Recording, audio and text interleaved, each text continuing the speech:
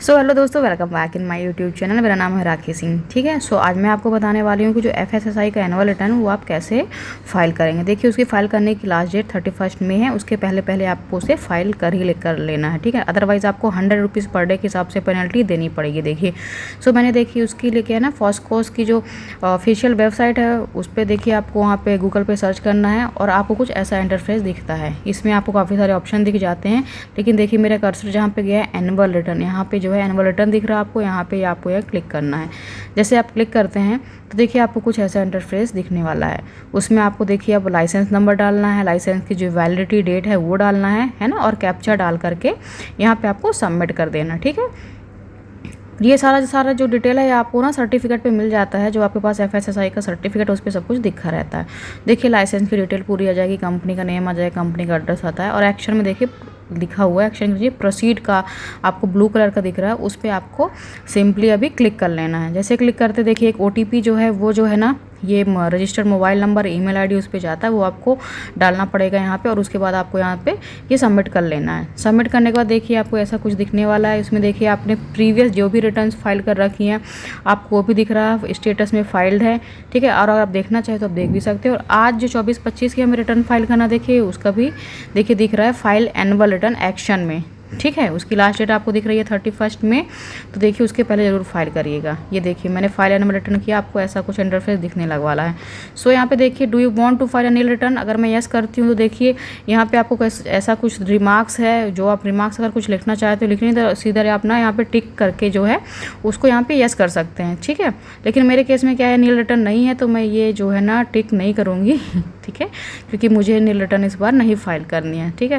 लेकिन आप लोग अगर नील रिटर्न करना है तो आप सिंपली ऐसे कर सकते हैं, कोई इशू नहीं है। ठीक है। सो मैं यहाँ पे क्या कर देती हूँ, इसको जो है ना क्रॉस जो है ना इसको क्रॉस कर देती हूँ, और यहाँ पे मैं अपना करूँगी do you want to file nil return, यहाँ पे आ रहा तो उसको मैं नो करती हूँ।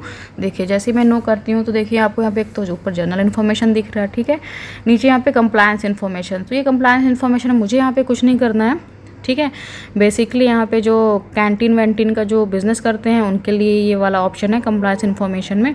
Number of food safety audit ये ऑटोमेटिकली 0 आ जाता है। ठीक है। Number of records during the financial 24-25, अगर वैसे जनरली ये नहीं ही होता है तो आपको यहाँ पे NA लिख लो, नील कर दो, या फिर आप इसे छोड़ भी सकते हो। ठीक है। आपको वही सारी इंपॉर्टेंट इन्फॉर्मेशन भरनी है जिसमें आपको ना रेड कलर का स्टार दिख रहा है। ठीक है। तो ये देखिए ये डेटा मेरे लिए काफ़ी इंपॉर्टेंट हो जाता है, तो मुझे इसे 1 बाय 1 करके अच्छे से इसको फिल करना। देखिए सो मेरा ये काइंड ऑफ बिजनेस में जनरल मैन्युफैक्चरिंग में मेरा जो क्लाइंट है वो एग्रीकल्चर से रिलेटेड काम करता है। हालांकि अभी वो थर्ड पार्टी कर रहा है, बट फिर भी मुझे ये फिल करना पड़ेगा। तो देखिए आटा का उसने सेल किया हुआ है। सो ये मैं यहाँ पे फिल डिटेल्स में एक्शन में जा करके यहाँ पे जब मैं टिक करूँगी, ये देखिए मैं आपको करके दिखा देती हूँ एक। ऐसे करने के बाद if produce during the financial year 24-25 yes और नो, तो मेरा यस है, मैं यहाँ पे इसको यस करती हूँ।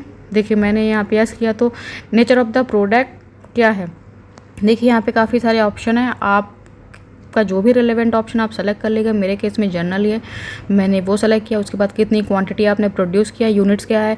यूनिट्स में आपके पास 2 ऑप्शन है, यहाँ पे दिखेगा केजी में है और एक जो होता है मैट्रिक टन में भी है।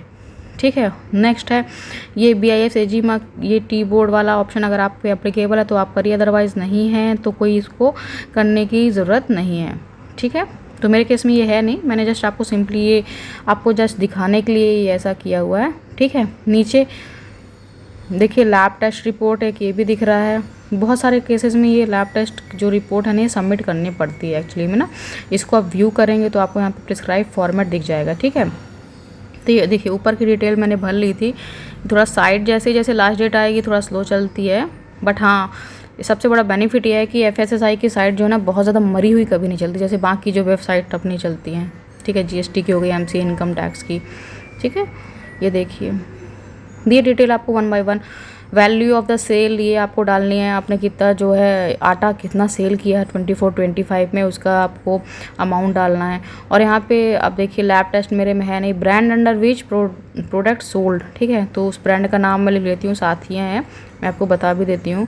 ठीक है। तो मैंने वो डाल दिया साथिया, आगे भी डालूँगी आटा शुद्ध आटा करके है तो वो डाल देती हूँ। Attach the product level, product level में जैसे उस पर फ़ोटो वगैरह होती है आप ये अटैच करना, मैं भी अटैच करूँगी। ठीक है। तो ये मैंने कर दिया।